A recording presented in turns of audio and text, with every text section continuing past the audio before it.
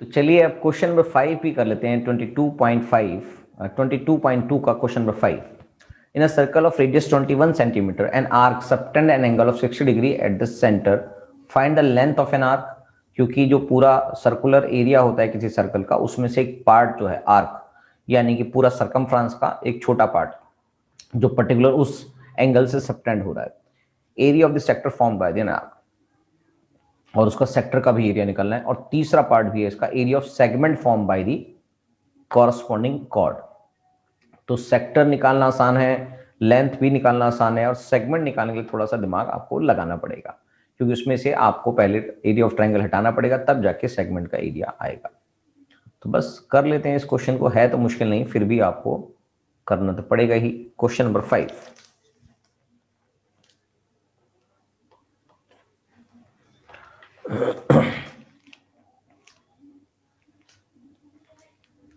Question number 5 है, एक circle है, यहां उसका सेंटर है। इस सेंटर से जो रेडियस जा रहा है वो है 21 सेंटीमीटर का। इसको दूसरी जगह से भी जोड़ देते हैं, और यहां पर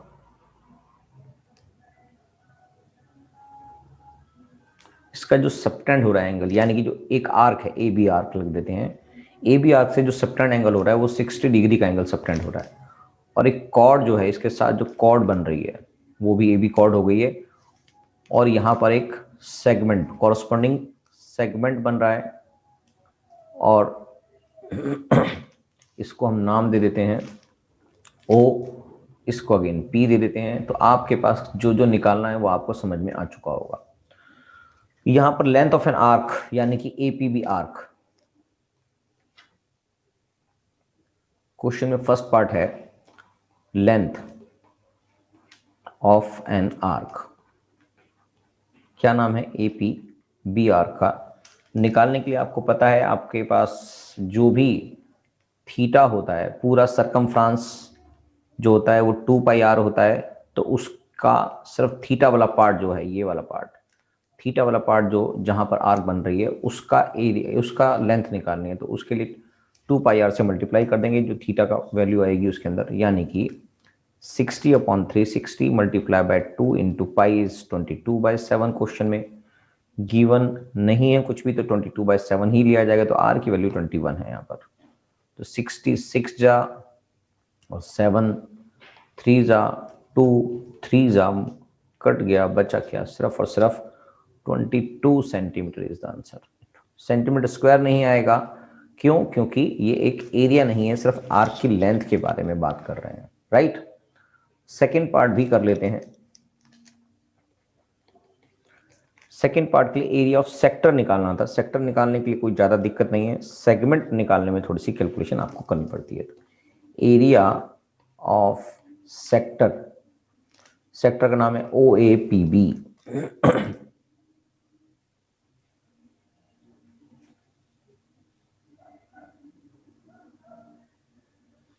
ओ ए पी बी, राइट।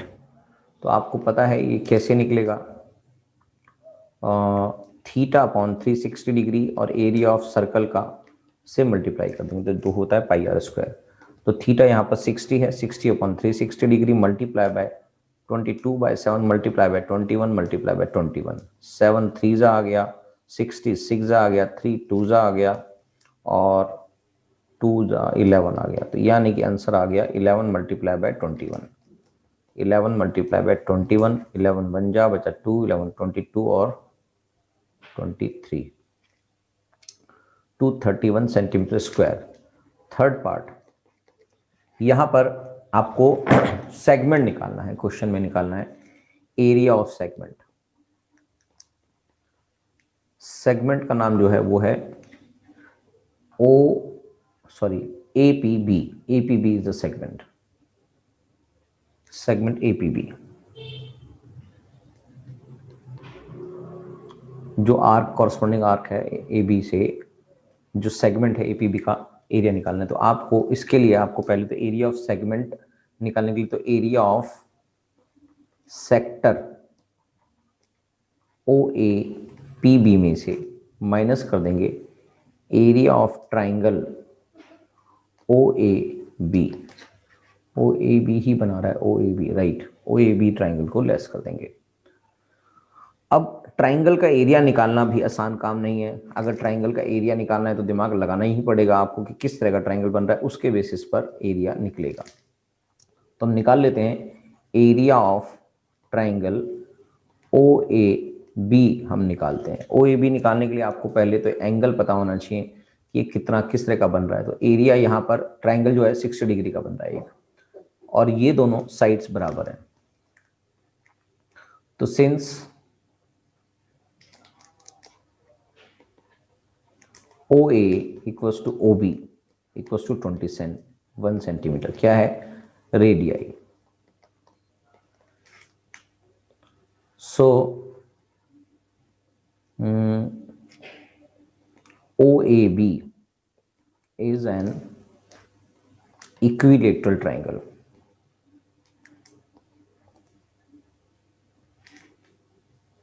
क्योंकि जिसकी दो साइड्स इक्वल होती हैं उसके एंगल भी इक्विलेटरल ट्रायंगल ही बनेगा, क्योंकि एक एंगल तो 60 डिग्री है और दो ये दोनों साइड्स इक्वल हैं, तो इसका मतलब ये वाले साइड्स भी इक्वल हो गए।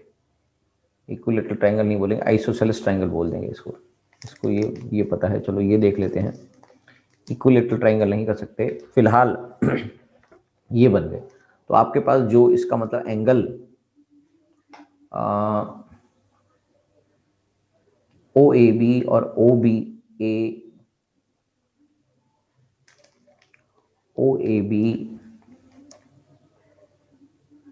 Equals to angle O B A, ये इक्वल होंगे क्योंकि equal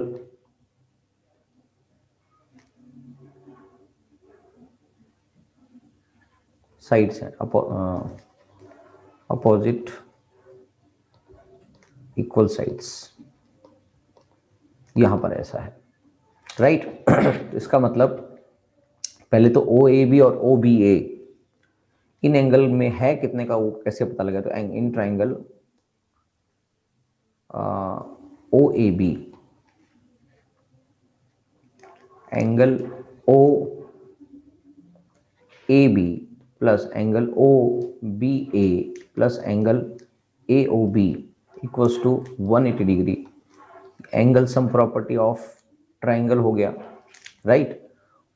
angle O A B plus angle O A B, क्योंकि ये दोनों एंगल सेम है, दोनों की वैल्यू इक्वल है, क्यों है वो हमने बता दिया था।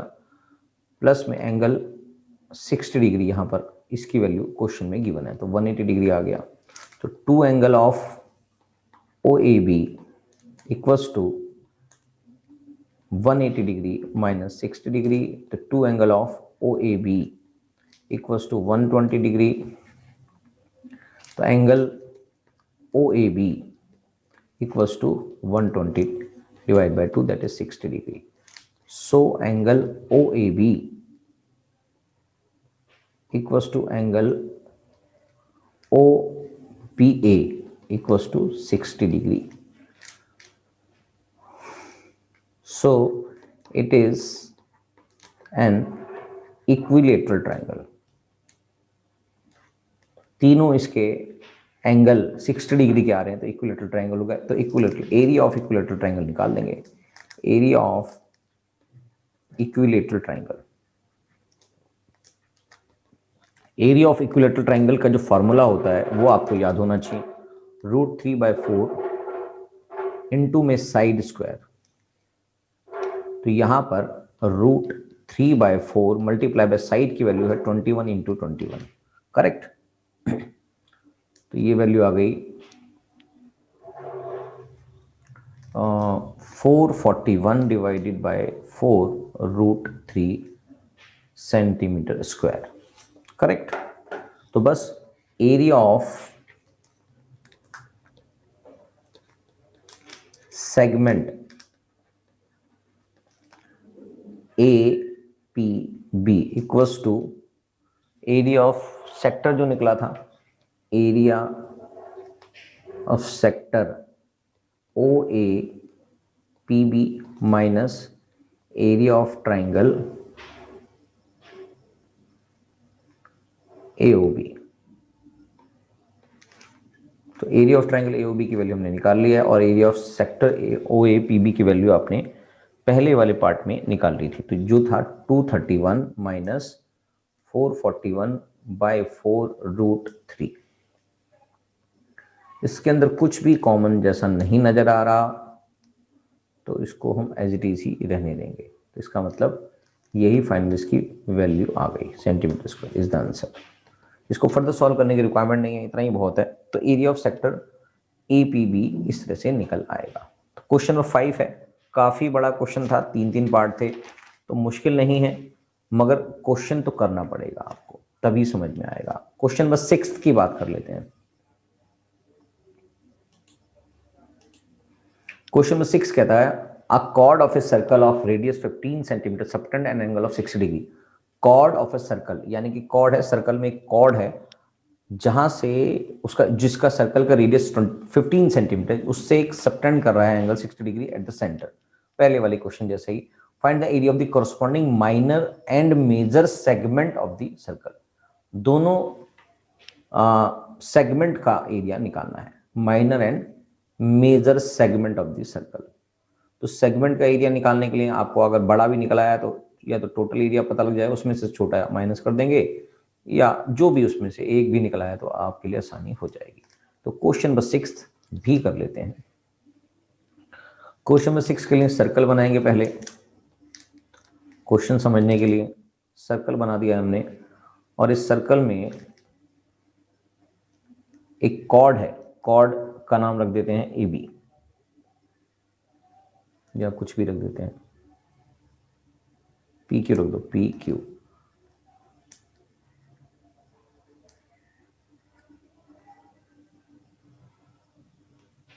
और यहां से सबटेंड हो रहा है 60 डिग्री का एंगल, करेक्ट। और इसका रेडियस है 15 सेंटीमीटर, क्वेश्चन ने बोला है ऐसा। अब आपको area of sector, area of segment निकालना है। एरिया ऑफ सेगमेंट, माइनर और मेजर सेगमेंट दोनों निकालने हैं इसमें। तो जरूरी से सबसे पहले तो आपको समझना पड़ेगा कि इसको कैसे निकलेगा। पहले इस क्वेश्चन को समझते हैं कि ये जो सेगमेंट कौन कौन सा है। अगर मैं इस सेगमेंट का नाम यहाँ पर R लिख देता हूँ और यहाँ पर S लिख देता हूँ, तो आपको निकालना है एरिया ऑफ सेगमेंट। सेगमेंट कौन कौन सा है, PRQ, और दूसरा सेगमेंट है PSQ।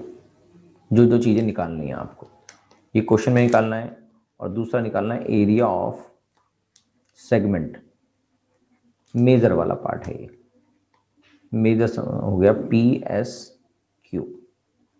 ये दोनों चीजें निकालनी है। ये ऊपर वाला माइनर था PRQ, राइट, और ये मेजर है। तो अभी निकाल देते हैं, कोई मुश्किल काम नहीं है, आराम से। पहले बेसिक चीज आपको समझानी थी, वो यहां पर कि क्या निकालना है। तो सबसे पहले आपको तो माइनर सेगमेंट का एरिया निकालना है। अगर ये निकल आता है तो एरिया ऑफ सर्कल में से अगर माइनर सेगमेंट हटा देंगे तो मेजर सेगमेंट, यानी कि जो रेस्ट ऑफ द सर्कल है, उसका पूरा का पूरा एरिया निकल आएगा। यानी कि आपके पास जो दूसरा एरिया है वो यहाँ से ये सारा जो है वो सारा निकालेंगे। ये जो बाकी एरिया है, जो बाकी एरिया यहाँ पर आपको दिखाई दे रहा है वो सारा एरिया, मैं इसको पूरा कवर नहीं कर रहा हूँ, राइट। तो ये सारा आपको निकालना है पूरा, मतलब जो रेस्ट ऑफ दी मतलब ये सारा कुछ, एवरीथिंग। तो ये बात क्लियर है।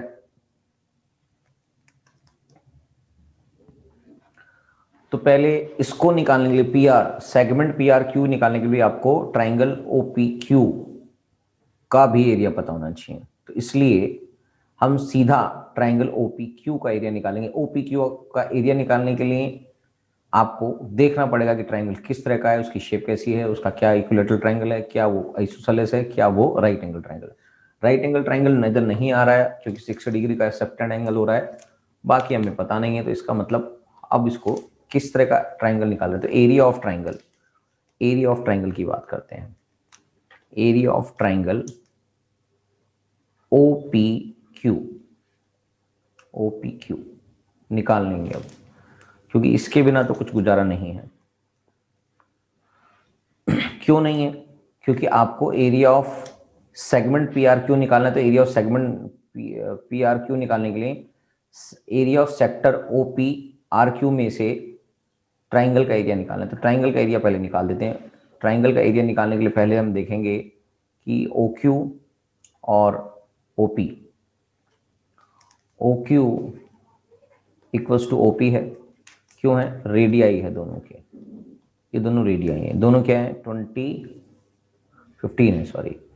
15 सेंटीमीटर के हैं। तो इसका मतलब angle OPQ equals to angle OQP होगा। क्यों होगा? क्योंकि angles opposite to equal sides are equal, correct. तो इसका मतलब इन ट्राइंगल OPQ में क्या होगा? Angle OPQ plus angle OQP plus angle POQ equals to 180 degree है। Angle sum property of triangle और angle OPQ plus angle OPQ क्यों करेंगे? क्योंकि ये दोनों एंगल ऑलरेडी इक्वल हमने प्रूव कर दिए हैं। प्लस में ये एंगल 60 डिग्री का दे रखा है, तो 180 डिग्री।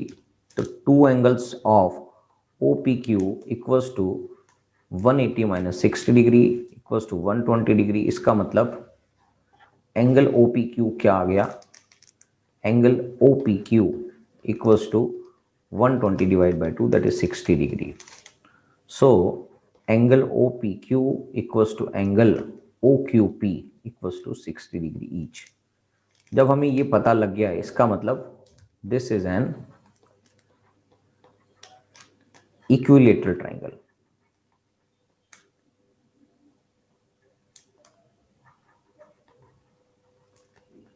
right?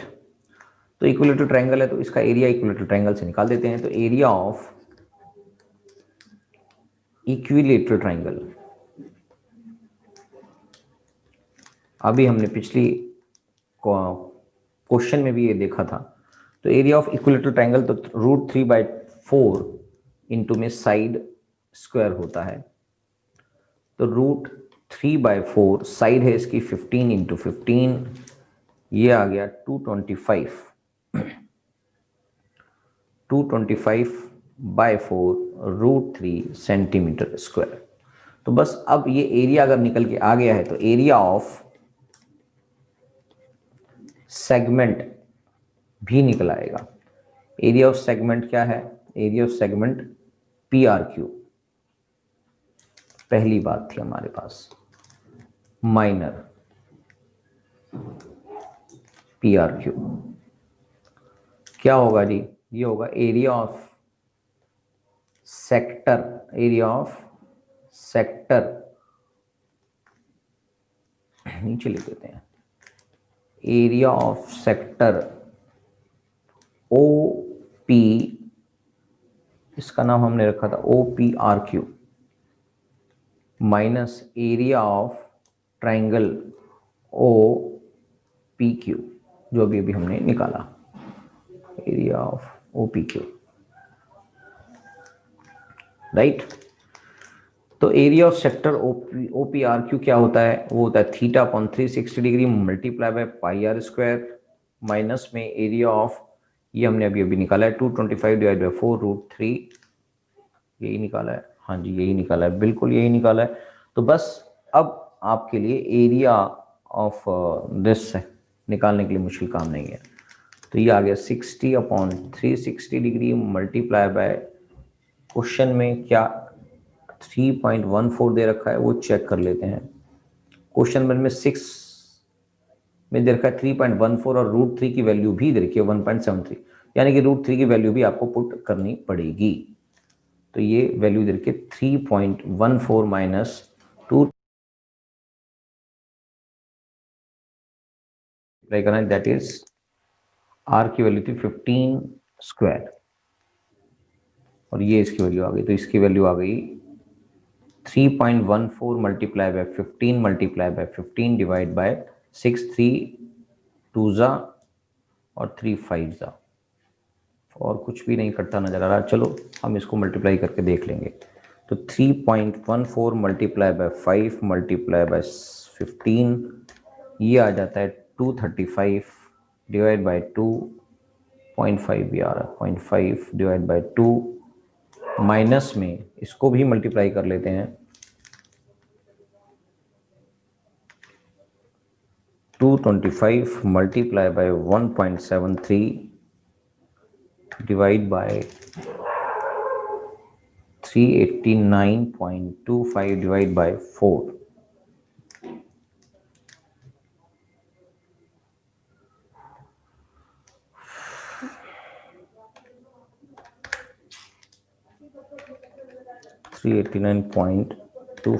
डिवाइड बाय 4, इसकी वैल्यू आ जाएगी 97.3125।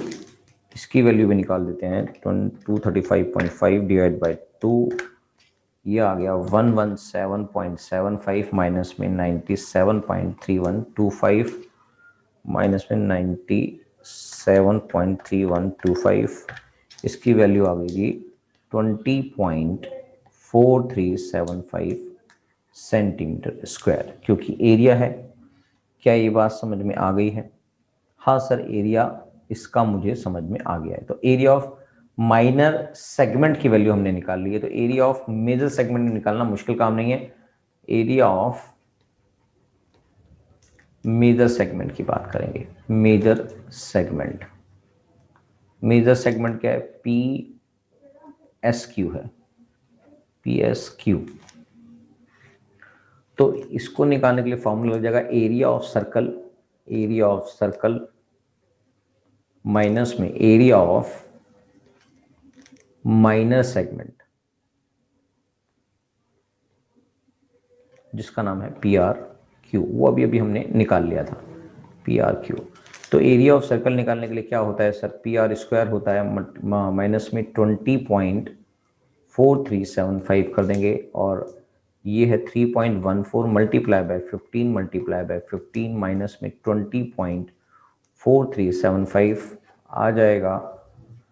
इसको मल्टीप्लाई कर देते हैं, 3.14 मल्टीप्लाई बाय 225, इसकी वैल्यू आ जाती है 706.5 माइनस में 20.4375 कर देंगे, 20.4375 कर देंगे तो इसकी वैल्यू हो जाएगी 686.0625 centimetre square is the answer. थोड़ी सी कैलकुलेटिव है, तो थोड़ा सा आपको मेहनत तो करनी पड़ेगी कैलकुलेशन के लिए, क्योंकि मेरे तो एग्जाम नहीं है, मेरे तो पेपर में नहीं होने हैं, तो मैं तो कैलकुलेटर से कर सकता हूं, मगर आपने कैलकुलेटर से नहीं करना है, क्योंकि आपके मार्क्स मिलने हैं और आपको अलाउड नहीं होता है स्कूल में कैलकुलेटर। तो ये बात आपको समझ में आ गई है, कोई ज़्यादा मुश्किल काम नहीं है, कर लेंगे। हाँ सर कर लेंगे। तो एरिया ऑफ मेजर सेगमेंट भी, जो सेकंड पार्ट था क्वेश्चन का, वो भी हमने निकाल लिया है। क्या और भी बड़ा क्वेश्चन है इसी में? क्वेश्चन नंबर 6 पार्ट था। The chord of a radius 15 subtend this find the area of the corresponding corresponding minor and major segment, दोनों निकालने थे। तो इसके दो ही पार्ट थे, हमने वो दोनों कर लिए हैं। अगला क्वेश्चन अगली क्लास में करेंगे, तब तक के लिए आप इन दोनों और क्वेश्चंस की प्रैक्टिस करते रहें।